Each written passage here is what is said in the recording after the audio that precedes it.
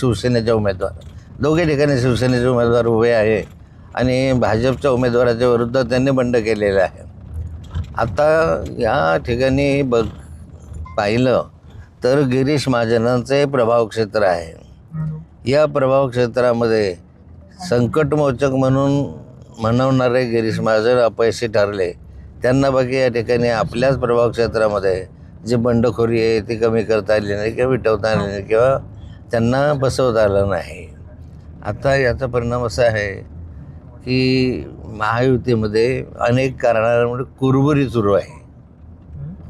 यात एक असं आहे की जळगावची जागा जी आहे ती गुलाबराव पाटलांच्या मुलासाठी त्यांना हवी होती आणि ते आग्रही होते की माझ्या मुलासाठी ही जागा द्यावी. परंतु त्या ठिकाणी त्यांच्या मुलांना न देता ही जागा नंदू महाजन यांना दिली. आता एवढ्या गुलाबराव पाटीलांनी नाराजी व्यक्त केली, तसे शिवसैनिकांनी नाराजी व्यक्त केली.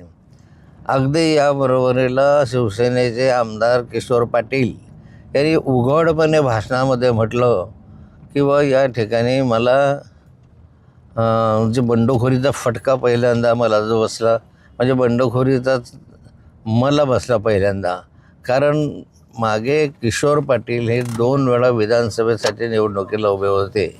त्या कालखंडामध्ये त्यांच्या विरोधात अमोल शिंदे हे भाजपचे उमेदवार त्या ठिकाणी उभे होते आणि ते शेवटपर्यंत उभे होते.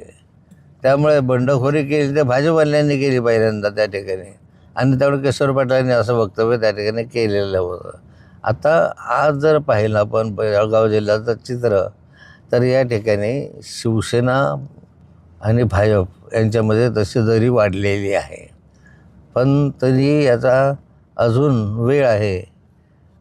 रेश्मा काळे यांना आपला उमेदवार मागे घेता येईल की काय याबद्दल उत्सुकता आहे.